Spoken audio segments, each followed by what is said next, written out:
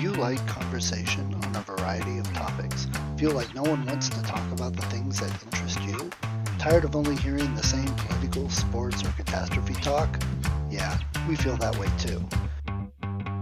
Join two high-functioning geeks as they discuss just about anything under the sun. We can't tell you what we'll be talking about each week because we don't know where our brains will take us. It will be an interesting conversation though, so hang on and join us. Here comes the Relentless Geekery.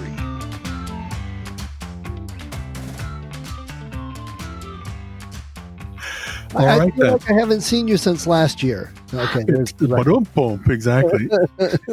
I'll tell you, it must have been like junior high or something like that when I first heard someone say that. I thought it was very funny. You know what I mean? Just that little, I don't know. Well, not only have we gotten to say that, but we've also gotten to say, hey, I thought I haven't seen you since last decade.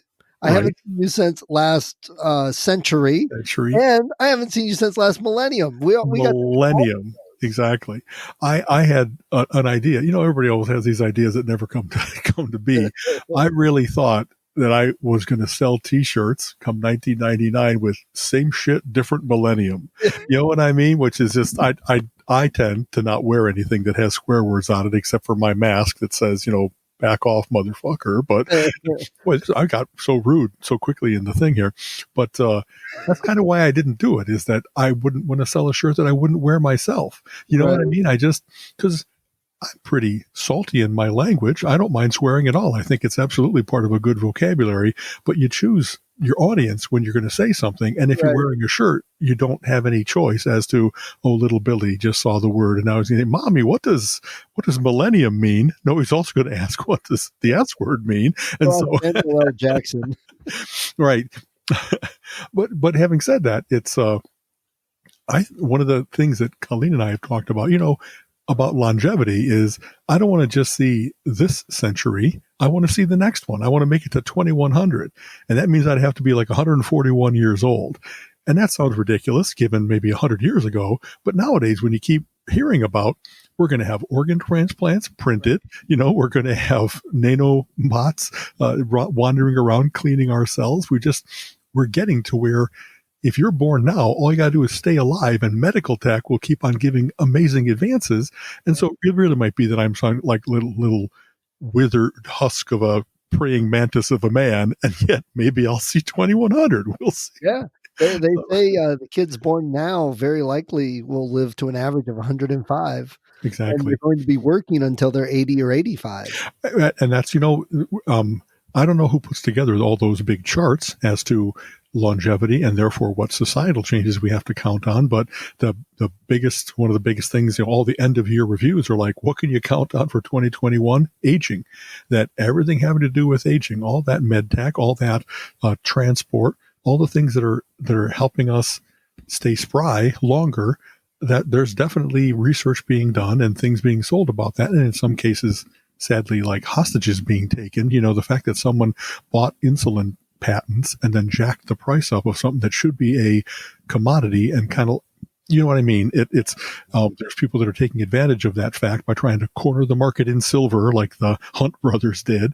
And how that just seems so much like society should say, no, the need for that in society is much greater than the need for you to be standing at the toll booth taking money from everybody that needs this thing, So anyway.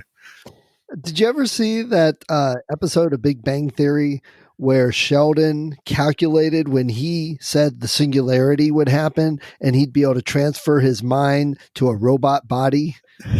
I did not see that one, but that's he had to live to, I believe it was like 140. So he had to live that long. So he figured how he would do it would be, and it was funny because it wasn't eat healthy and exercise and good body. It was avoid danger. So he stayed in his room and put basically an iPad Zoom onto a robot, and it was remote control. And he sent that to work. And him and Leonard were driving because Leonard drove and Sheldon didn't. Right. The robot was in the car instead of Sheldon, and it's just sitting there all quiet. And then suddenly Sheldon's face appears. He goes, "Bazinga!" And Leonard almost wrecks the car. He's like, "Don't do that." That's a quick aside. I in the course of my career, I've been part of other companies. And at one time I had, me and Dave were partners in a company called Lankmar Corporation. And one of the things that we did was, we don't want to have like a quarterly plan or a yearly plan. We should be like Sony, where they have a 500-year plan for succession and all that kind of stuff. And one of the planks in our 500-year plan was to to be able to live forever in android bodies of our own design. So that's as if that's not a science fiction theory for a long time. And yet when we get to uploads, when we get to that, this body wears out, but nice, sleek silicon. And you know what I mean? Whenever we can make it that we're a little bit more indestructible, I'm curious as hell about cyborging myself. And I'm curious about what it would be like to be, there's all kinds of indications that that's a near impossible to solve problem. Our brains are amazingly complex. When we talk about how far can we see into the universe and down into the depths of the ocean, it's nothing compared to the vast internetwork ability of our brain and how its plasticity and everything else is just not codable. It's not, you know what I mean? Yeah. It's funny. I just saw a Keanu Reeves movie we sat down and watched the other night called Replica. And he was a scientist that was working on doing that, transferring somebody's mind to a robot body. And they ran into a problem. People kept going crazy once they were transferred. And his friend was working on cloning. Well, Keanu Reeves' family dies. So he gets this idea, let's clone their bodies and transfer their minds into their cloned body. We happily made a copy of them before they died, that kind of thing. Exactly. Yeah. Well, no, it was fine. They could get the DNA after they were dead. So that was okay. Oh, okay. Exactly. And to transfer all their mind, they just had to do a lobotomy probe through their eye socket, and it transferred right through a wire. And better yet, he didn't have enough pods to make his whole family. So he wasn't going to be able to recreate his youngest daughter. So he just went in and did a Google search on their minds and took out all references to the youngest daughter. And I'm watching this going, give me a break. I said, this really feels like a 1950s Philip K. Dick novel. Exactly. You got to have a big room full of computers with the tape spinning in the background, right. All that kind of stuff. Yeah. Yeah. It was a little, okay. But what's funny is, like you just said, Philip K. Dick, there's been science fiction people that have been speculating about this for a long time. Yeah. This is just like everybody talks about maybe the origins of cyberpunk, you know what I mean? With, and that was, let's see, 70s, I guess, right? Like William Gibson, I think. Right? Exactly, Gibson and Sterling. But even then, before there was 70s, before there was virtual reality, they've had thoughts about, what is consciousness? What is intelligence? And how could that be a fungible thing instead of a Freud? Yeah. So I don't know. It's kind of fun to there's this, once again, we could go off track and talk about this topic a lot. Here's one thing I'll say is like consciousness, our mind and our brain, that's also a longstanding philosophical problem. Like, who are we really and how do we retain our identity if I don't think it's entirely true, but it's close enough to true. Our bodies perpetually self-perpetuate. You're supposed to get all new cells every 7 years. Right. Well, how do you stay you if you've gotten new cells that are like, how does that transfer? How does the template of you stay in your mind? And could you duplicate it, that kind of stuff? There's a guy named Stephen Wolfram, a very bright guy that wrote a program called Mathematica, and also has done, he read a great book called A New Kind of Science. And its big theory is that the universe, the way to think about the universe is that it's made of information.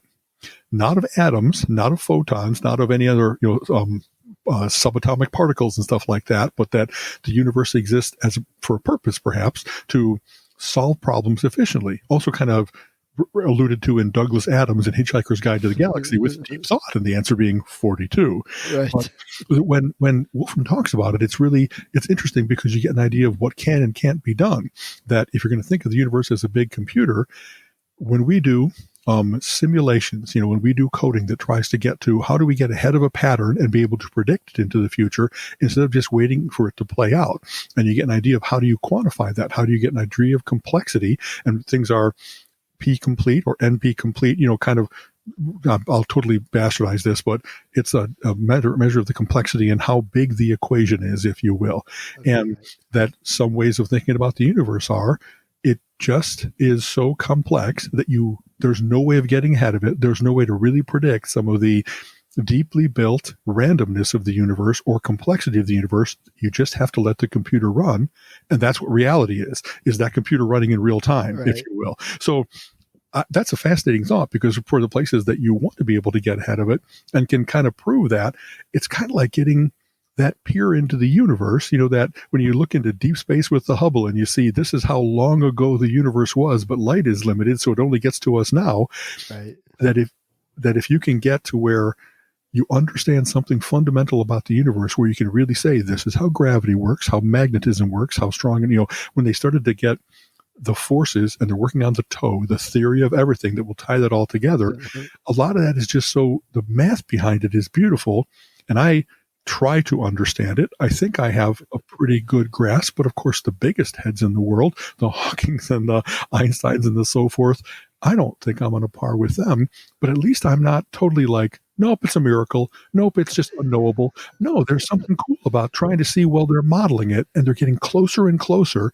And I trust that repetitive, experimental, trying to get closer and closer to where even if you can't predict it perfectly, you can get to an 80% confidence level, and then maybe 90, and then 95, and start to deal with just pure probability. And that's a cool way of looking at how is the thing, why are we here, to try to understand it, to try to just get the fact that we're little primates that actually can look around us into this vast complex thing and not just poke at it with a stick, but understand it and get ahead of it. Poking at it with the stick was pretty advanced for the time. That's exactly how much can I influence this thing? You know what I mean? and I'm still going with the aspect that there are so many things we still don't know. With everything we know now, there are so many things we don't. And the things we're learning, not only with like quantum physics and that how that keeps changing yearly, and the things we're learning. I mean, they've said, there are other universes, but we can't really prove what they are or anything, but we know they're there. Okay, well, that's something they didn't say 10 years ago. So that's still new. So what don't we know to put all this together? What is still out there in the fourth dimension? What's still out there in another universe? Or what is out there in the quantum level that we don't know about that would totally change or make sense of all this? Miracles may just be another universe with a different physics system, or I just believe there's speculation is interesting. Exactly. I'll tell you, this is very much shout out to Mensa, because this is so much one of the most Mensa activities I ever did. Was they have what are called colloquia. It's a gathering that focuses on a single big topic, and there's been some spectacularly good ones about the weather, and in this case it was about let's say about the universe. How did it come to be? What is dark matter? All kinds of different things. And they had some of the really good big brains, researchers, speakers, authors that were able to explain a lot of these things. Some of the people that really had done the early work on dark matter, proving that in 98% of the universe, if you're looking for how it works, how gravity works, where the mass must be, and that most of it isn't visible to us, that's a shattering thought, is that, wow, we're really living in a ghost universe, and, et cetera, et cetera. Yeah. But one of the humbling thoughts about it was a guy, I think Lee Smolin was his name, and Brian Greene has a big book called, I think maybe The Elegant Universe or something, where he first posited string theory, that the best way to think of how the universe works is not in 3 or 4 dimensions, but actually in 10, and that there's super strings that bind things together, and we can see evidence of those connections even if we can't fully explain it. And Smolin said, the reason that what you're talking about is not science, it's only speculation, is because science requires a hypothesis and an experiment to test that hypothesis, and then updating your knowledge based on the results of that test. And the only way you can do some of those speculations, to get back to what I was talking about, is the universe is big and wild and woolly, and there's no way to test are there really superstrings, because you can't put another universe over here and say, well, let's tweak this factor and see how that works. Right. You know what I mean? It's humbling to say we're speculating only, and there are some things now that we've discovered that there are gravity waves. This is a relatively recent thing. They had instruments, as our instruments get more and more sensitive, we really can detect more and find out whether something as subtle as gravity, you have things that are very far away, and you see whether they react differently over the course of time, like nanoseconds of time, so that there's the passage of a wave hitting our planet, and that it isn't that gravity is only a particle or a wave. I'm butchering the thing, but it's a way of saying there really is something about gravity that isn't just when I drop this, it falls, but gravity on the big scale, the universe scale, is different than planetary, Newtonian versus Einsteinian physics. So the fact that we can still, as our instruments get more concise, that we get mightier and mightier at the experiments that are not only thought experiments, but really they are experiments that we can try to prove, is there this fundamental force and how does it work, that we're still grasping to try to get to that theory of everything. And we're getting closer and closer. And sometimes, and we've talked about this, the things you come up with on Star Trek, give the smart monkeys 2 generations and they'll say, we can indeed create this because now we've got better idea of materials. We've discovered new things. We have more computing power. You know what I mean? We keep advancing to make that previous only crazy speculation now real. And that's part of the confidence that I have too, is as long as we don't just say it's a huge mystery and you can never figure it out. Well, what can we do? How close can we get? And there's something to be learned from all of that cool stuff. and now that's supposing that we aren't the universal experiment of some higher being, that we're not one of 20 universes that somebody else is experimenting with. Exactly. Which isn't out of the realm of possibility completely, according to some people. And it could just be, it's the white mice.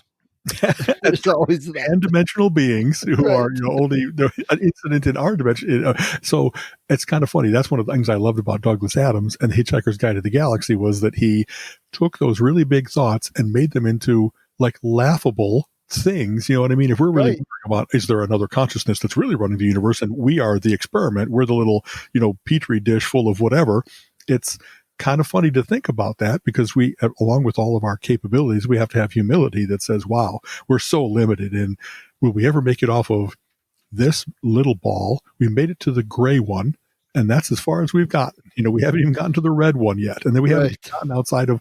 So there's a cool thing, and it's kind of funny. I guess maybe New Year's is the time for like big thoughts. Yeah. A famous thing called the Drake equation that talks about, here's how to kind of put a probability on, will we ever meet intelligent life? Because the biggest thing in our way is the universe is vast, like mind-bogglingly, unbelievably vast, where most people we can't even see and detect all of it. We have a limit to how far we can see and detect. Absolutely. And it's expanding so that it's getting further away as we go. But having said that, it's the thing that tries to say, okay, so given what we know about what would be needed to sustain life, and even that has a certain limitation because we think it must be carbon-based and involve water and oxygen and stuff like that. And then immediately the science fiction people speculate, well, you could do something with silicon or germanium or whatever. But, when you look for class M planets and how far away are the stars they might be able to orbit, and there's that perfect, what I think they call the Goldilocks zone. Yeah. It has to be, a certain distance. So you get enough gravity, enough sunlight that you could support life in the way that we understand life. And then, so you say, well, that's such a staggeringly small probability. But if you've got a billion worlds, then, over the course of large numbers, over the course of big time, there has to be something out there. But what's its chance of this tiny speck making it to this tiny speck and killing cattle? Right. People, the part of that a lot of people miss and don't think about, and I've discussed with some people and they get glazed, is that the time period. We have only been around for such a small, minuscule amount of time just for the Earth's existence, let alone planets or solar systems that may be farther away and may have actually been forming before ours, or there could have been whole civilizations that lived 1 million years and died out. Already.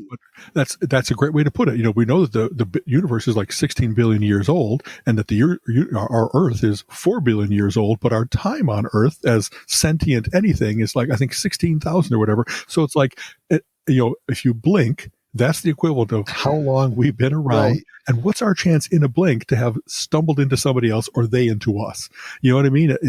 So I love reading the Drake equation and all the thought that's gone into it. It's cool because then you say, well, what's our best chance of, how do we control any one of these factors? Will we ever invent near light speed transport so that we could cut distance out as part of it? Will we be able to our detection or is just pop, where to aim ourselves, or where, pop into the next dimension, zip around, and come back out. Kind of the wormhole theory, exactly that you could have a shortcut. You know what I mean? Dune made use of that. And how do you go into suspended animation? Otherwise, you have to not have a very efficient little bullet of a spaceship. You have to have an arc that has enough people that they can have generations in food, and that it's not you who's going to make it to a faraway planet. It's 20,000 generations out, or whatever. How many sci-fi stories are based on that? Yes, exactly. So I think those are cool big thoughts, because there is, that wonderful humility of the first time you see our blue dot, our pale blue dot, from space. It's like, wow, that's it. We can't use this one up. That's in this middle of vast nothingness, the harsh vacuum of space. We've got this one planet. And what are we going to do to hold on to it so that we have a chance of getting to these things? Or are we really going to let's pollute ourselves to death? Yeah. Let's have, limited thermonuclear war, limited. Right now, it looks like we're not doing a whole lot.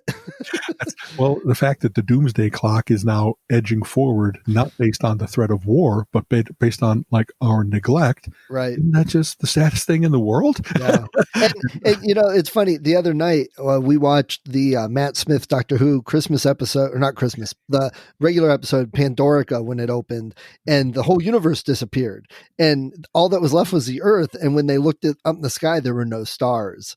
Right. It's like, you think about it, and people that knew about it were devastated, obviously, but come on, folks, there's a lot out there. We are not, invulnerable. We're not only people are worried about alien attacks, but we aren't even taking care of it ourselves. They're just sitting back and waiting. That's, I don't know. I've seen a number of single panel cartoons where it's the aliens are passing our Earth by, and they're like, so they are actually experimenting with nuclear devices on their own planet. Right. I'm not associating with someone as stupidly suicidal as this race. Let's leave them alone. We got to put up a sign that says asylum. This world is crazy. The spaceships driving by and they throw their fast food wrappers onto the Earth. Right. Exactly. So, yes. Oh, I was going to say, so it is the new year. We're talking about all these big ideas for living for many, many more New Years. Right. You mentioned several New Year things like resolutions and calendars. So what good calendars did you get, Al? Yeah, so this is kind of a quirk. For most people, having maybe one wall calendar and one desk calendar is enough. And I guess I portray my multifaceted geekery, or at least interest, because I like to have 10 or 12 or 15 calendars. I have the one that has the national parks, and then it of course spurs me to be like, well, I've not been to that one yet. Let's go. You know what I mean? I love mandalas and kaleidoscopes and things that have complexity and symmetry kind of all together. And so that's one of those things that I don't meditate on them, but every time I look at them, I like that. Colleen has often said, what kind of artwork do you want to have on your walls? Well, what you want to see out your window. So people who buy ugly artwork that's discordant or that's disturbing, I guess there's something to that, but I really don't want to see something that every time I look at it, I have to force myself to enjoy it. I like something that automatically catches my eye. So I tend to have those things. I really like having a mandala calendar up. I love where people are really bright about playing with our senses. So Trump Loyal, where they have a 2D painting that looks 3D and so convincingly that you don't want to step forward because you're going into the cavern. They do this on sidewalk painting, on mural stuff. And so I have a calendar that has that. One called Surrealscapes, where they take a standard scene and then they kind of do an eschering of it. They juxtapose from here's tiling on the floor and then here's the forest above, and they make it seem, because it's seamless in the transition, that kind of works together. Right. And yet it doesn't. And so how cool to create something unreal, and yet it works in all the ways that you would accept it as real until you say, well, these both can't be true. And then that automatic ambiguity and not even ambiguity, contradiction is very stimulating to my mind somehow. You know what I mean? I love things that don't resolve and that you kind of have to let it play.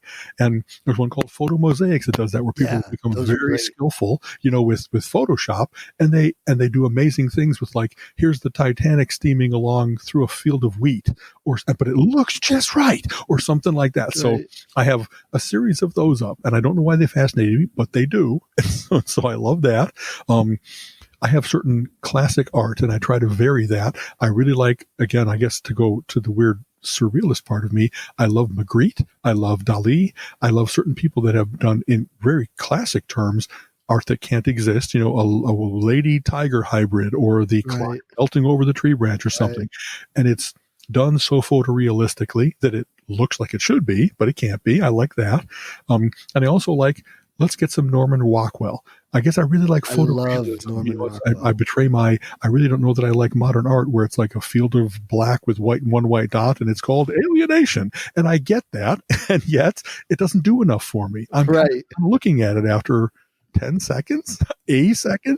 Right. Whereas things that have, like, I have a Klimt calendar this year. Gustav Klimt has a famous painting for this called The Kiss, where it's, two people kissing, and the robe or cloak that he's wearing is gold and so beautifully spangled and intricate. And so I like his work. And like I said, I kind of get arty and say, if I'm going to be like an adult, a cultured adult, I should have more awareness of those kinds of things. So, and instead of just going to the calendar store, you kind of have to go to the museum to get some of these. Yeah. But I don't mind that. And it's kind of funny. As you know, I'm the king of cheapy shoppers. I wait for, like, I didn't buy these things before Christmas. You know what happens after Christmas? Calendars go on sale for half price. And so and then the problem is that some things are depleted. You might have to go to multiple calendar sites or stores to find the things that you're looking for, because for whatever reason, Surrealscapes sold out. You know what I mean? I didn't find that the first place I looked. Let's see. I love, like I mentioned, for travel, we have the national parks one. We have Wonders of the World, where it's perfect photos of, let's go to Chichen Itza. Let's go to the pyramids. Let's go to, that kind of stuff. And I like anything big nature, like where it's a seasons or crashing sea or something, and it's like a cool thing for your place in the world. Like get out of your house. These things are out there. I have a couple Ohio ones, because I want to be inspired to go to that Serpent Mound in Ohio, or go to this covered bridge, or whatever else it might be. And usually I try to get one that's like the calendar that's all the days of days. So it's like, today is National Shortbread Day, and tomorrow is National Penny Racer Day, or whatever it might be. And there's something whimsical. I don't think most of those are real. I don't think there's like a national edict that says, though February is Black History Month, February 12th is indeed not Ho-Ho Month. You know what I mean? So the joy of, I have those up we have a Northern Lights calendar up in our bathroom, because we have a shower curtain that's a beautiful fractal pattern, and the Northern Lights seems to match that somehow. So believe it or not, it's not just a random scattering. It's actually, let's put some travel here, and let's put some, there, I'll tell you my geekiest one. I have one that's called Mathematics, and every single day of the year, it has some interesting equation that is that date. And so, and the pictures in the calendar are all beautiful expressions of math. And so it's fractals, and it's asymptotic, so it's every day when I read that, I'm like, wow, there are so many branches of mathematics that I don't know. I really topped out at like theory of probability in college, one of those first classes. And as I was taking it, I was like, we're not talking about like how to do card counting in blackjack now. Now we're talking about, given a distribution theta over the n space, you know what I mean? It really was all Greek letters and theoretical. And probably the first time that I ever said to myself, I don't know how I'm going to use this in the rest of my life. I'm not going to pursue pure math in this way. And it wasn't balls and boxes problems and how many socks do you take out of a drawer to get a match. It was 3 levels above that. And so having said that, when I do the mathematics calendar, I'm reintroduced to, if I had studied, I probably would have learned more about topology and deep probability and set theory and all these things that are nicely expressed in this calendar. And so it just kind of tweaks my brain and takes me out of my comfort zone. It's, if you're a smarty, you don't often bump into things you're like, wow, I don't get that at all.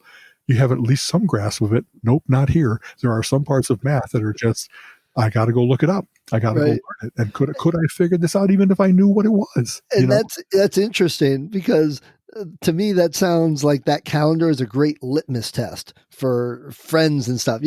If you mention you have this Mathematica calendar and what it is and do they come back with, oh, wow, that's cool, I would love to look up some of those, or yeah, why would you do that? That's a good litmus test for people. Absolutely. Like I said, at my most geekiest, that really is. Yeah. When I try to explain it, people are like, well, what's the fun in that? Yeah.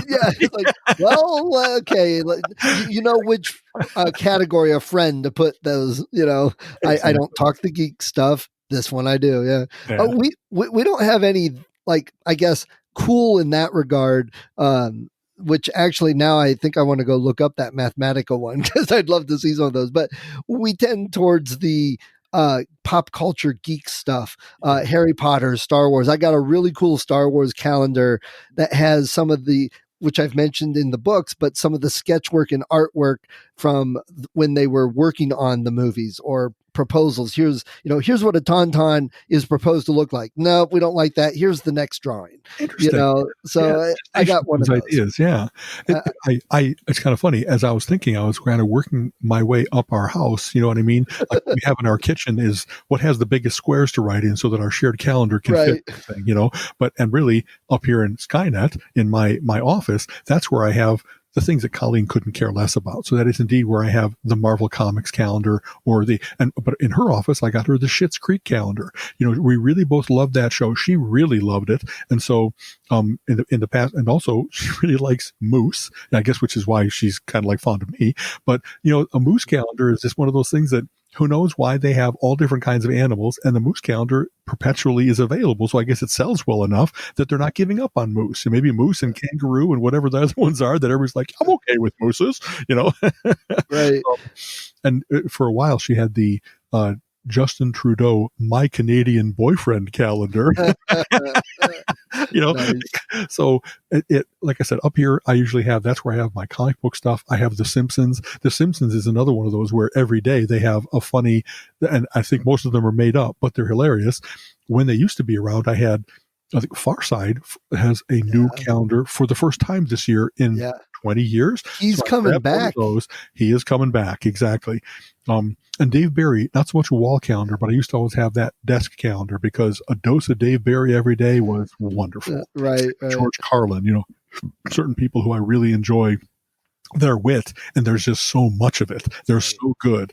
So yeah. So I don't know. Do you know anything like the history of the calendar? When did, maybe just Americans, but when did we start putting, I obviously calendars have been around forever. We've discovered calendars just about everywhere. So I guess it's a stupid question. Actually, we've always had calendars. People always want to know what day it is and figuring it out. But that really is. I don't know when it became like this, that it was, that they were available with all the different pictures. I'm sure that there was from the early parts, there's, not Poor Richard's Almanac, the Farmer's Almanac. Yeah, Farmer's Almanac. Here's how you keep track of crops and what kind of year you're expecting. And maybe they started to have pictures that portrayed the seasons or something like that. I know some of the stereotype of calendars was it was a promotional device that you used for various different stores or various different. So get a free calendar. And that keeps their brand in mind. They'll, also, if you don't even have to have it associated with the product. All kinds of auto parts calendars had no auto parts, but they had bikini models. Oh yeah, right. That's the basis of any number of sexual harassment, right? Because some guy has that in an inappropriate place, and etc. I know that they weren't as available when I was young. So in college, I think I had posters and stuff up, but not calendars. But after getting out of college, let's say, I graduated in 83, and I'm pretty sure that I started to see them in bookstores where they the first year they had one rack, and now they have many racks. Dozens. And then they started to have it be that they were selling them not in December, but in like July and August with the Right. 16-month thing. The first page is the last 4 months of the year so they could extend the buying season. And I've always thought that was a cheap trick. But anyway, Well, and there's plenty of reference in movies, and you see the people with, I found this calendar that my grandfather had hanging up during World War II. Right. Or, the abandoned garage that they open up and it has a calendar from 1937, but this is the date. Exactly. Yeah. But I don't remember, and I know movies aren't like, it's real life necessarily, but I don't remember a lot of movies set during like the 1800s seeing calendars hanging up. That's really true. Boy, now I have a little research project. When did everyone having a calendar become popular? That it wasn't just you kind of knew it from the town crier going say, hey, it's the 4th of April. You should be getting your crops in or whatever else. Right. That's a very interesting thing. My guess is. And that's, really what they used to do. They didn't care so much what day it was as what season for the planting or whatever. And I know that's not everybody in the world or every area of the country, but where I live and the people I know, that's how they base their life. The way the weather is and we had a frost, that should be our last frost. It's time to plant.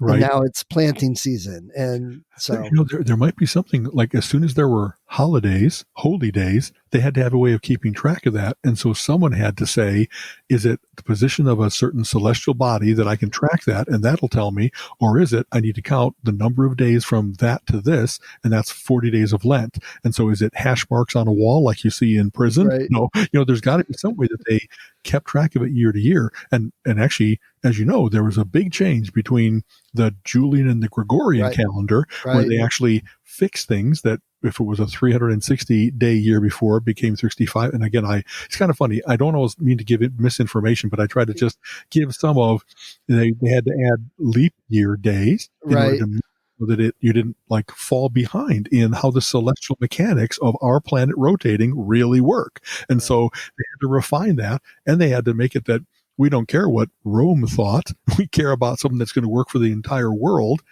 Anyway, and as you know, it's kind of funny. I always see this thing of it would really be convenient if September, October, November, December were numbers 9, 10, 11, and 12, because that's what that first syllable means. And then someone says, whoever mucked that up should be stabbed for that. So, good news.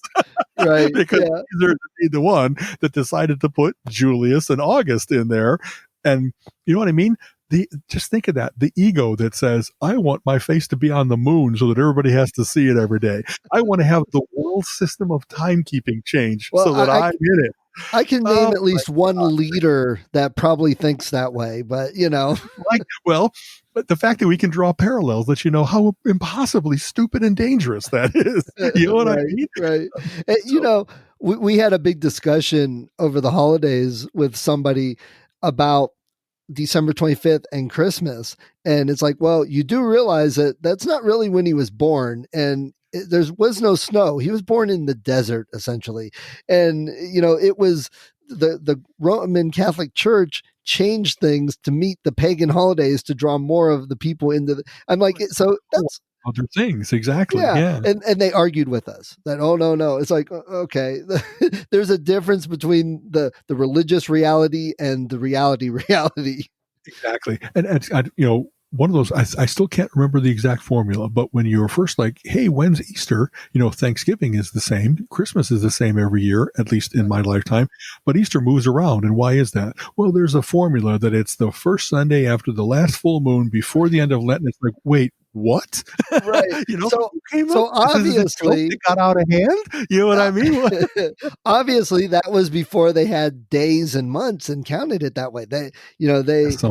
Okay, so we had a full moon. Now we had this. So we count the rotations. Boom, here's Easter. Right. Right. So, and that held around, obviously. One of the interesting, I've been doing the calendar thing for a long time. And so it's kind of funny. I hardly ever back reference in years past, but at least for the last year, what I'll do is I'll sit down with last year's calendar, and then for the planning for this year, you kind of draw things forward. Well, let's see. we used to go to the pub quiz first Wednesday of every month, and then that stopped this last year. And so when I was going through and looking at for this year, it was like that little pang of, oh, that's really gone. Mike D, you were the best. There was such a consistent joy in our lives ever since I got to Cleveland. We've been doing it for like 20 years, and he finally retired it earlier in 2020. And so that's a sadness. But then you're like, well, when's Colleen's paydays? Put those on there because, hey, a little recharge to the account. And what do we do for our Mensa monthly gathering? When is it used to be that, if there's a lot of events going on, you want to keep track of, okay, movie night is this night. Colleen's book club is this night. And it's kind of cool to already have that sense of there are cool things to come this year. And I must admit, 2021 is kind of shadowing 2020. There's all kinds of things. Like I have no concerts to list that I already have tickets for. I think I have James Taylor in July. That's the one thing. I was going to say there's some tentative ones for later in the year. People are hoping. And I already am tracking that, where the Funny Music Project declared that it's going to be this weekend. It's like, I'm putting this down with a fully intent of going. I'm going to drive to Chicago and just revel in all this cool, funny music with these cool, odd people. Another one of my, we haven't really talked about. Have you heard of FUMP? The FUMP is the Funny Music Project. No, it's kind of like, so I first bumped into them. We both love Weird Al, and I actually went to AlCon one year. There's a woman in Chicago, Grace, and I can't remember her last name, that really was a wonderful fan, and she put together a convention. And like 2 out of the 3 years, Weird Al showed up. He came from California, Chicago, because, and it was like at the Holiday Inn in Elk Grove Village, just the most unassuming thing. But when Weird Al there is like, this is just the coolest gathering of the tribe. A lot of people that liked that listened to Dr. Demento, that listened to Weird Al, they'd said, I have a tape recorder, I have a computer, I can start doing this as well. And they started to put together their own little releases. They'd submit them to Dr. Demento. There was like an underground where they trafficked in this kind of stuff. And then there's a couple people that were enough, let's get together. Let's organize this thing. We'll grab the hotel. We'll get, we have people, as you might imagine, there's all kinds of geeks that love AV. So they were able to get really good sound. They make recordings of everybody doing their cool, fun music. The first Weird Al, the AlCon that I went to, they had a dealer's room where besides Al being there, they had all kinds of other funny music practitioners, and I just bought every CD. I just, I just really wanted to get to know these people. And so Rob Paravonian, and I can start to spit out names that Throwing Toasters, Grant, all these people that they're wonderful and hilarious, but I'm aware that they might get play on Dr. Demento, and that's about it. Yeah. So they're not going to break big, but they also know that way they don't have to worry about what's their position in the chart. Are they appropriately celebrity coiffed? Right, you know what I mean? Right. And that kind of stuff. So getting together with these folks, I'm not a practitioner. I'm only a consumer, but I sure am an enthusiast. And now that I've been to a couple of them, you get to like walk up and say, so, Worm Quartet guy, what's new this year? And again, I break out the wallet and I buy a year's worth of funny music because this is the concentration of where you can get. Now it used to be CD. Now you can buy things on a thumb drive. You know what I mean? They'll give you their life on a thumb drive, which is kind of cool. That is very cool. Yeah. And I'll just make note there that you were talking about all the recordings they did, that you mentioned tape recorder. Seriously, come on. When was the last time anybody used a tape recorder? Even I haven't. But back when it started, back in early Dr. Demento, I'm pretty sure that's what Weird Al submitted was a demo cassette. Oh yeah, demo cassette, and he recorded CD back then. Yeah. He recorded some of it in the New York subway in the bathroom for the echo effect. Good echo, exactly. So yeah. No, go ahead. No, I that's like going through the calendar. That's what I'm hoping that we're going to get. What other geeky things do I like doing? I love going to a thing called Replay FX, which is in Pittsburgh, the pinball capital of the world.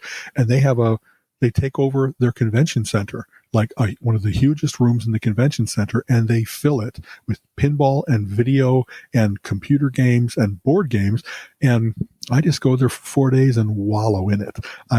It's, you know what I mean? Like if you're looking for something that is an immersive activity, and like I'm willing to give up sleep to play as many of these games as I can, because when you get a chance to play more than the one game that's at the one bar, in Cleveland, there's a couple places that have that now. They're like little pinball museums or stores, and you pay like, an entrance fee, $10 or $20, and then it's free play for the evening. Right. Well, this is something like that. It's probably $20 a day, but I play hundreds of games. You know what I mean? $20. Heck, nothing.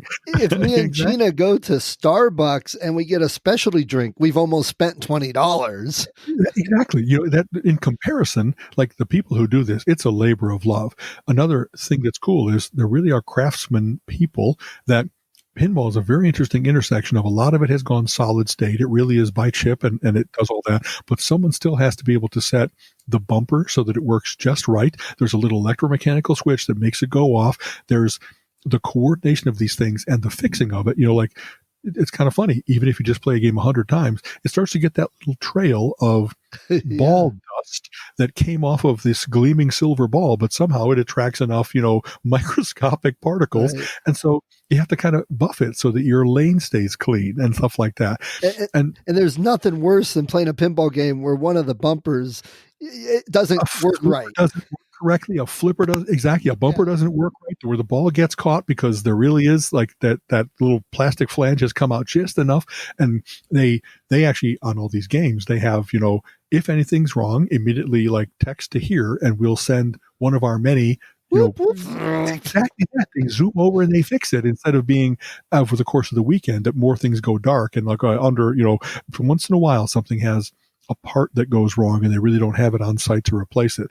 But one of the other things is, besides all the games, they have all the vendors there of all the pinball games and equipment. And so you would think, well, even if you don't have it in your personal stock, just go over to XYZ Pinball Supplies and they'll have the Framastat that you're looking for. You know what I mean? Right. The Pantronics Percolator. Yeah, there it is. And like they have 3 generations of it. So I'm sure it works for your Bally or your Stern or your Midway or whatever else it might be. And it really is, all that retro stuff is really big. And the retro games and pinball at Micro Center, which we're lucky enough to have one here, they have like everything you need to build your own arcade cabinet, the joysticks, the buttons, the screens, and you can wire it up to your computer and run stuff.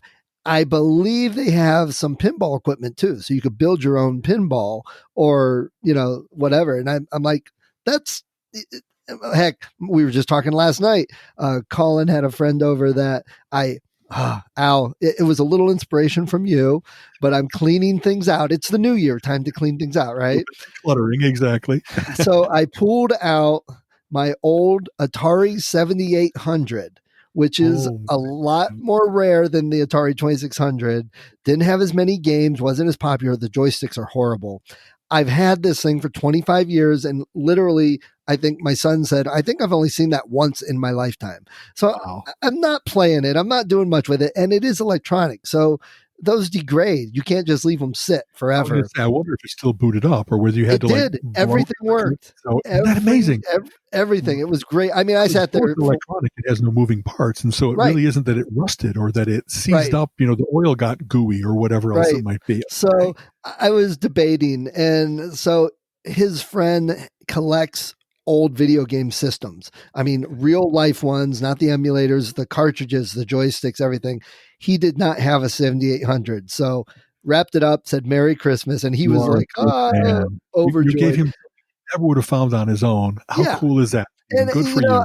I almost didn't do it. I mean, it was tough. Let me tell you, I was sitting there playing it and I'm like, well, maybe I'll just keep this for another couple years. But I'm like, come on, if I haven't pulled it out, and this kid will so enjoy it. He'll love it way more than I have. So besides, he'll let me play it if I go over. So, I'm all good. Finding someone that can go to a good home, that's part of when you hold on to something for a while. You don't want to just put it down to the curb. You want to make it sure that someone that will enjoy it gets it. So good for you. Absolutely. So that's New Year, cleaning things out, getting rid of things. That's one of my resolutions. We're trying to, just look, if you haven't messed with it, if you haven't touched it, if you don't even remember when you got it, let's get rid of it. Let's find a good home for it or whatever and save the room for the things we want to do and want to have. That's a great way to put it. I must admit, Colleen and I'm much more of a hoarder than she is. But I've tried to make it that I kind of don't affect all the rest of the house. A lot of it is in the attic or it's over in the storage lockers. But when it starts to be that, I got a whole bunch of stuff on the stairs because those are the books that I read and I haven't put away in the collection yet. I don't have a better place to put them. And I know if I put them on the stairs, I will eventually box them up and take them. But that when you don't do it for a while and it starts to be tottery, I really don't want those things to get hurt. And I so much don't want Colleen to think that she's kind of living hemmed in. Right. We live in a house, not where there's going to be aisles between the National Geographic stacks. I don't want to get to that level of TV weirdness. Would I invite the TV crew into my house? When you get to that point that you wouldn't, Right. you really. So it's some part of that. I really am trying to do that is box things up, take them to the storage locker, catalog them as I've been doing with my comic books. And my overall plan for this year is finish with the comic books. I hit a milestone. I did get almost all the long boxes done, and I hit a certain dollar milestone that I won't talk about because it's ridiculous. But you know what I mean? It's the fact that this might, as we kind of laughed about early in the podcast, if this turns into a couple more trips for Colleen and I, a little bit more security, it's like, I've loved these guys for a long time, but again, getting them to a good home, I don't know that I really have that so much in mind as now monetizing something that I have taken care of for 50 years. When I go back and look at something 50 years old and remember, well, I really was already canny enough, 1970 and on, to not just buy it and read it, but like take care of it, store it away well, and all that kind of stuff. So I have, all kinds of stuff in really good condition, even though 50 years, that's a lot. That's half a century. And so I'm hoping that that'll finally kick in, that my obsessive nature will not have just been pat him on the head and, don't let him go crazy. Right. It's more about this is one way in which scarcity and atoms in this digital world, there's something still that's got value because of the market for comics is as good as stamps or coins or various other things that are dalliances that people have. And we were talking about living forever in the singularity and robot bodies. True that we're definitely live longer than 150 years ago on average. But you still never know. I mean, with this COVID thing, who would have thought a year ago that so many people would die from a flu-like bug, and that not only is it 70-year-old people with respiratory problems, but it's 30-year-old people are getting hit with this. And so again, that little bit of uncertainty to life that you don't really know how long you're going to be around. Like the 7800, I love it. I've always loved my Atari games. I played them when I was young, like wore them out almost. Not that you could, I love them. I've played them. I still adore them, but I haven't touched it, and what good would it do if I would die and then nobody knew what to do with it and they just took it to Goodwill or put it up on auction? I totally hear you. Some part of this, there's been probably for like 5 years, 8 years now, that whole idea of Swedish death cleaning, that, that's they as a culture, or at least the book says, that there's some part of, the elders take on the idea of, I don't want to leave this all as a hassle to my successors, to my inheritors. I kind of want it to be that if I have things of value, they get maximized. If I have things that I want to hand off to various different people, I want to be very specific about it in either my will or do it now and see them enjoy the cool piece of furniture or the cool painting or whatever else it might be. And so some part of that is definitely for me. There's so much stuff in my life that nobody cares about as much as I do, not only Colleen, but just in the world in general. And I kind of don't want it to be. So my grandfather died a long time ago, but he had all kinds of Lithuanian books, which didn't really do me any good because I'm not conversant in Lithuanian, but he had all kinds of other stuff that I really would have liked to have if nobody else wants this, I'll take it.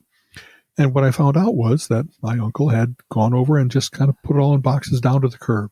And like with no discrimination as to, this is historic. This is first edition. This is so much Tete. The Lithuanian name for grandfather is Tete, little father, I think it means. There's our learning for today. For you today. And it dishonored him in some way that I was very uncomfortable with. And I won't care about my honor when I'm gone, but I kind of want it to be, if I really put a lot of time and love into this, it'd be really cool if it went to people who would love it as well, instead of it just being, this guy was kind of nuts. Look at all his stuff. Scrape the top off of it. Cause that's probably what, there won't be necessarily as much appreciation. Some part of what I want to do is not just sell things. I really am so Colleen and I have wills and living wills and all the right things for, since the 50s, we wanted to make sure that we didn't have the fiery bus crash and die intestate, and then all the lawyers get the money and the state gets the money. So having said that, I really have some idea of, my older brother always liked these, and my younger brother these, and my best friend these. And so I kind of have an idea of, please make sure that, Armin gets the Iron Mans, that kind of thing, and it's silly. They might not really value them in a way that but knowing that it was from you, it's kind of a reminder too. I guess so. It's a little bit of a, I hope you enjoy these. I do remember having good times when we talked about this, that if you had a favorite character, a favorite series, that kind of stuff, besides all the charitable places that I want to make sure some money goes to, let's get some park benches that say, hey, take a rest courtesy of Alan and Colleen, that kind of thing. And this, just another thought, I guess you could say it's a little morbid, maybe even not so happy, joyous. Oh my God, Alan, we miss him, but these Iron Mans are great. Maybe it's, what? My wife just got breast cancer. We've got $1 million hospital thing, and Alan gave me these Iron Mans, and now I can sell them and pay for that. So it could raise some of the cost. Exactly. Yeah, that's right. So it could help in ways you don't even anticipate. That's right. Or it could be his grandchild discovers them and discovers the joy of the comics and grows up to revitalize the comic industry. Exactly. A wonderful ever-branching possibility tree. You know what I mean? There goes my writer brain. When my grandfather died, there were several things that I would have wanted, but he found out he had cancer. So he did that. He took everything he had and threw it in a dumpster. And there were not so many, but there were a couple things that I was just devastated to learn I couldn't get, that were gone forever. I don't know. I haven't really thought of that legacy for most of my life, not having had children, which would be the automatic thing. They'll inherit everything. Colleen and I have this thought more than other people have to. If you have a family, it kind of automatically you think, well, they'll make of it what they want. They'll keep what they want and sell the rest, toss away, give it to charity.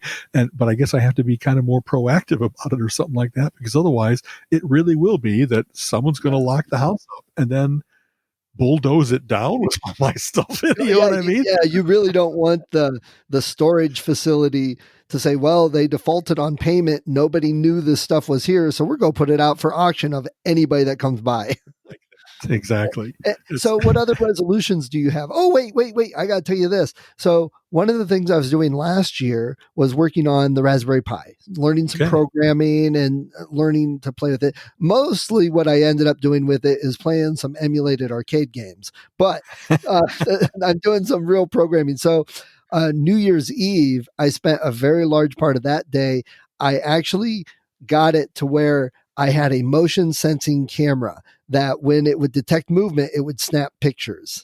Like you were saying about get some wildlife photography of the little lynx sniffing the camera, and then you've got that's very cool. So I got that. Now I want to play with it more to can I get pictures faster? Can I do video instead of pictures? I've got a night camera so I can do night vision stuff. And so I'm just playing around with all the possibilities of what I can do with it. Yeah. So that sounds great. Really cool. Yeah. Well, one of the joys about being in the computer field is that it's like the ultimate tool. You can program it to be anything you want it to be. And so it's kind of, I don't know that I have that many computer oriented things except ease of life. I'm going to work on HomeKit stuff. I really would like our house to be a little more automated so that for when we start to travel again, the idea of being at the airport and saying, computer, warm my house up, and that it is 55 when we get home, but it's already toastier so that we don't have to cower under the sheets while the house warms up and stuff. And control of lights to make it look like we're home, and control of the thermostat, control of, I guess just kind of extending my ability to say, okay, house, lights out, and then it does that for me instead of my necessarily having to walk around, and not in a lazy way, more just like now I'm sure that the door is locked and the lights are out and that my house is secure. Some of that. And that's one of the things that I love about the Pi, because it's so flexible and it takes me back to when I was a kid learning programming and, oh my gosh, the possibilities, and it links into so many things. You could buy all the automation equipment that turns lights on and off. but it's pretty much a set time, and you program that. Whereas if I wanted to with the Pi, I could link it all together and I could say, okay, at a random time between 7 and 8:30, turn the living room light on at a random time and turn it off. And then maybe at another random time, turn it back on. So it's not the same pattern. And you could even turn the living room light on and then half hour later, turn it off, but turn the dining room light on. So it's like I'm going through the house. There's casing the joint, right. They're getting the idea that someone is living there. Right. Exactly. And, trigger every now and then a dog bark, just a faint dog bark, just right. Whatever you think of. That's with the trail cam. That's one of the things. I borrowed somebody's trail cam and I could set it to take one picture when it detected movement, and then it would wait 30 seconds and reset. If it detected movement, it'd take another one. Or I could say detect movement, take 3 pictures that are like 2 seconds apart.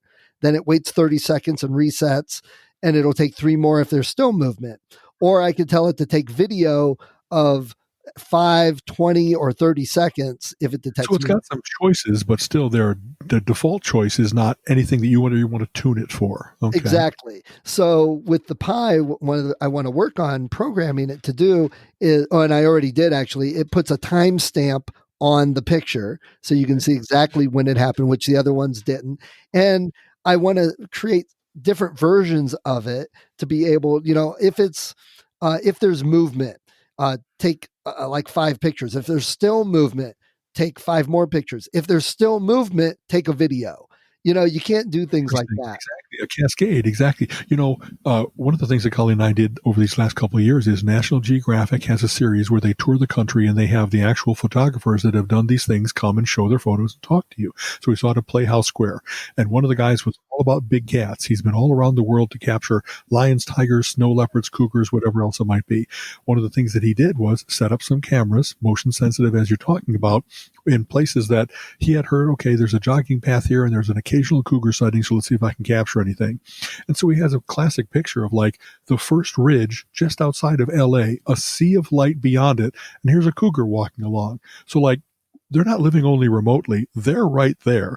Right. Nature kind of encroaches on humanity, not in a dangerous way, but just like they get smart about it. If I hear a motorbike coming, I hide, and right. I don't want to have encounters with humans, but so if we can have cougars living that close to a big city right. and nobody knew about it, why can't we have aliens on other planets that we can't, come on, folks, let's just bring it back around like we do.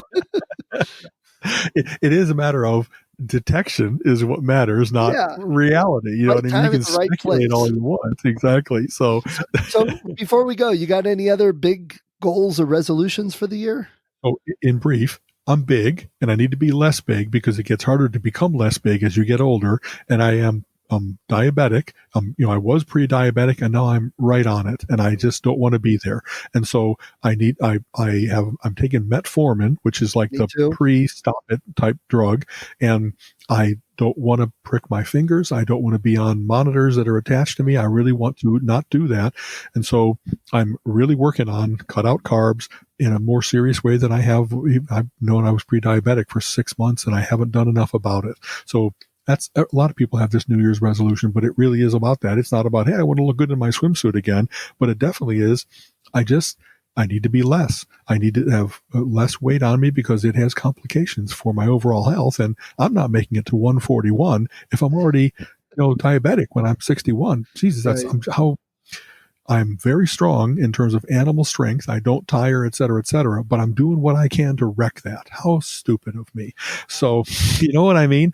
I need to forego some pizzas and some chips and some fast food and whatever the other bad habits that I've developed and just and be better about that. So hopefully I'll give you box score as the year goes by, hey. I'm sure, you're doing and watching and thinking, what I've discovered for myself, and I don't do the finger pricks very often, but I have been doing them and very precisely eating something and waiting 2 hours and then checking it. Okay.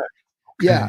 And I've been figuring out what items are the worst that jack it up really high and which ones don't affect it. So I make better choices. And it's not like every item. It's like, okay, I know if these crackers will raise my blood sugar than probably every cracker will, So, I definitely, it was scientific, I guess, and our brainy way of doing it. I would eat one thing. I'd wait 2 hours and check it. I'd eat something else, just testing everything. So really, and people always say, well, I guess you got to stop eating candy bars. No, not actually. You don't have to. You have to watch it.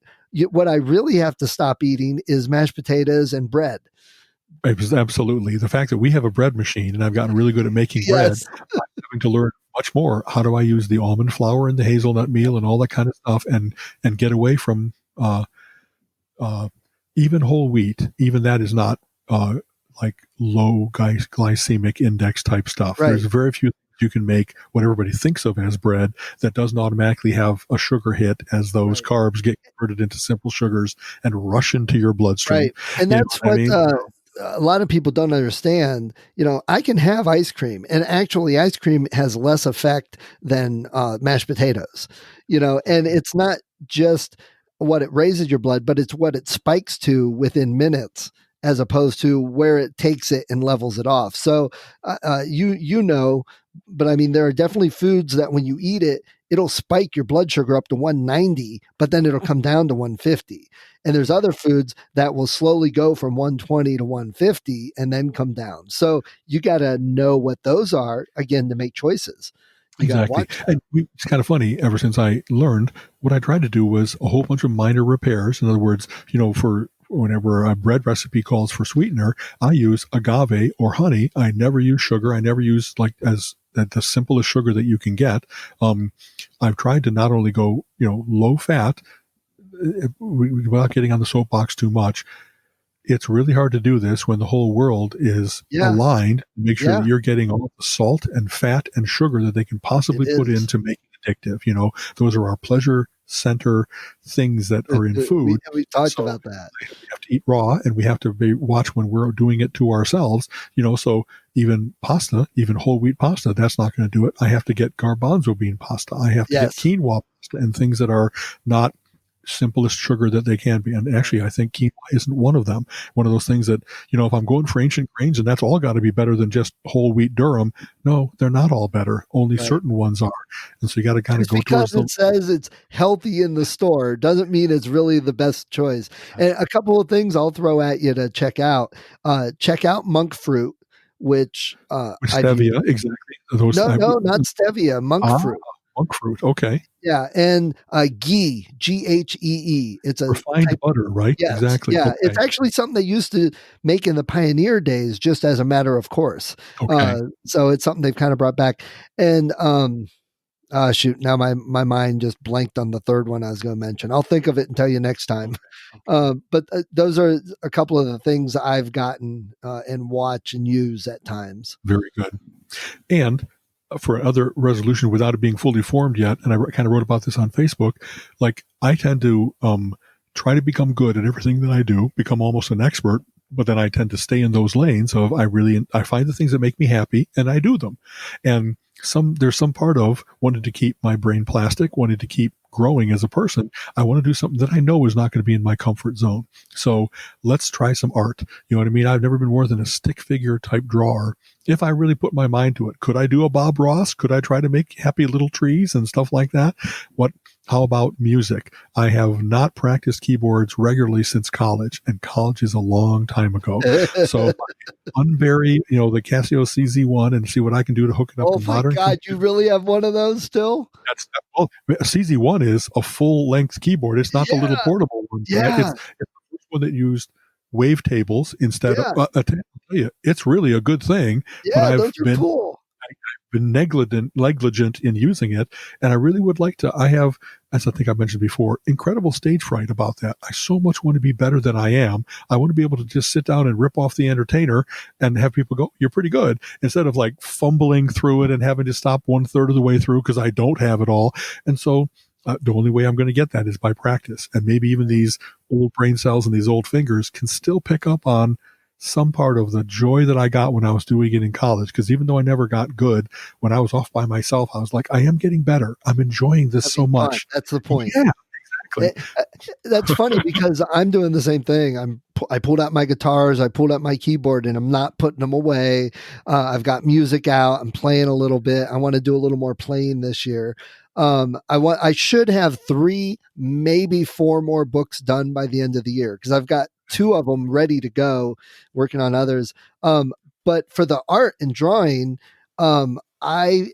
someone else a couple years ago was doing the same thing. I want to learn art type thing. And they found this book and kit that was designed for people who can't draw and want to draw. And Okay. I'll find the link and I'll shoot it off to you. They said it was really good, but the basic key of what they do is they tell you to turn what you're looking at upside down and draw that. And they say it No assumptions about what it should look like. Yeah. They say it really makes it, your drawing better, as better than you ever thought you could draw. So I'll find that link. I'll shoot it over to you. Thank you. That sounds great. A friend did also challenge me, a good friend, Janice, who writes like for TV, Emmy Award winning, so she's really good, has challenged me to write a novel because she thinks I write relatively well. And as you know, mostly what I write are like my little essays for Facebook and my little columns for various different magazines, but most of what I've done before has been explanatory and showing off, hey, I really know comic books, I really know Plato, whatever else it might be, distillations of knowledge, if you will, whereas starting from blank page and saying, I'm going to create some characters and I'm going to put them in a world and see what they do. And I'm going to have plot twists and romance and, et cetera, et cetera. I've never done anything like that sustainedly ever. And I know that it'll be my voice coming through. I kind of can't help that. And so I'm curious as to if I really am curious as to whether I can do it. I think I'm creative in that way, but I've never taken a run at it. And I know there's like write a book in a month. There's NaNoWriMo. Exactly. And I'm curious as to if I get a chapter in and I give it somebody to read and they go, what's this? As opposed to I want more, then I might be encouraged. And so I'll obviously let me know if you have questions or are looking for whatever. I've got an overwhelming amount of information, books, podcasts, courses, websites. First thing I would tap you for is software and what other kinds of things make it easy for me to do this, how do I outline my plot? How do I have my little cast of characters? What do I do so that as I come up with ideas, I don't just put them in kind of a dog's dinner list, that I actually start to have a scaffolding that I put things to, and then the scaffolding starts to ask you questions of, well, how'd they get there? And what happened before? And you know what I mean? That's kind of what I'm looking for. First thing I'd probably tell you, like I tell others, and obviously I'm not a Bill level of professional. But what I have learned is really you got to just sit down and write something, because almost to a T, everybody, the first thing they write ends up not being as good as they hope or think. But you have to get that under your belt before the other stuff even makes sense. Yeah. Outlining doesn't make sense and plotting doesn't make sense. And some of these more advanced things that I've talked with others, do this and do this, they don't really make sense until you've gotten something written and you're like, oh, I can see that here. I can see that here. So I'd say don't kill yourself with trying to figure out plot and outline. Right. Just start writing, get the practice of it. You've read enough that you have story internalized. You know what makes a good story and flow and plot, but trying to think about it while trying to also write for the first time, your brain gets short-circuited. That makes sense. So I would say just sit down and write. And will it come out as good? Will it be the American novel that sets everything? Probably not. But you've got something to work on and improve, and you can see where you need the improvement. Like I was doing a lot of starting sentences with ing words, and I never realized it. And it was very distracting. And that's a very minor craft thing, not a story thing. But it was something I discovered, but I had to write to discover that. Interesting. So, it's kind of funny. I think I mentioned I got the Licanius trilogy as a gift from Colleen, and so I'm reading my way, and they're like each of them is 600 pages, big books. And when I was thinking about this idea, and then I'm reading this book, and I'm like, he's now used the phrase companionable silence like 5 times. And I'm like, at least I wouldn't do that. You got to mix it up. You got to have, enough craft. And it's not just going to the thesaurus and using, a different word. It really is, don't repeat yourself, don't bore the reader, whatever else it might be. And that's such a quibble. The rest of the book, quite good in terms of the characters and the plot and the implications of what's going on. But just to have that particular phrase stand out again and again, it's like, wow, someone should have pointed that out to him. Why didn't his editor say, you need to mix this up a little bit? Right. So anyway. Well, have you thought of trying to maybe just write a short story, or write like one of your and Colleen's adventures in a story format? Like when you went to the Capitals. That's a great idea. You know what I mean? And maybe that's indeed the capital adventure book, and a capital idea, that's writing that not as just a distillation of knowledge, but as it being our travelogue of it, what we were saying, thinking, feeling while we were doing it. That appeals to me a lot. Make it like a fiction memoir. So it's based on real events almost, but the trend nowadays is people don't want to read dry fact fictions and memoirs or nonfiction memoirs. They like the story aspect. They like the real life nonfiction to be story-like. So that would be perfect for some of your trips, travels, or even the pinball thing. There's probably some hilarious story trying to write it down so that it's it's one thing to do that too. If you have a digital recorder, you could just talk the story into it, and then there are things that transcribe it, and then you edit that. So I mean, all these things are just ideas everybody's been using to help spark it and get the best possible product. I very much appreciate that. That, like I said, that's one of my, I don't know if it's a resolution, but it definitely is something outside my comfort zone, because I don't know that I'm only a creature of habit. It's not like I'm doing the exact same things every day, but I understand, like, if I was to learn another language, your brain does cool things in adjusting itself to do that. And same with anything that's just new. I want novelty in a way that's not only a small extension, but kind of a throw myself into the deep end, throw myself off the cliff and grow wings. There's something exciting about that. And maybe this last year of really hunkering down and kind of isolation and being only about careful, it's time to find uncareful, but not in a way that it's like, then I went to the party without a mask on. You know what I mean? I'm not going to be stupid uncareful. I want to, but I'm missing that go to a place you've never been before and know you're going to be okay, but you still have to have all your senses going, and where am I, and how am I going to find my way back, and all that kind of stuff. So did you see that link I sent you, that lady, yes. Janice? We should try and talk to her. I think you would find it interesting. I heard her at one of the writer things I went to last night, but I mean, she has met the Stones. She followed the Beatles. She got rock and roll banned in Cleveland, and we're the rock and roll capital of the world. So I thought that would be perfect for an interview. I'm going to try and contact her and explain who we are, what we do, and see if maybe she would come on and talk to us for a little bit about Let's go for it. Music. That sounds great. Okay. Very good. And we're a little bit over, as we always are. Okay. All right. All right, man. Okay. I'm off to the vaults, and Happy New Year. Happy New Year. Have a good week. You have been listening to the Relentless Geekery Podcast. Come back next week and join Alan and Steven's conversation on geek topics of the week.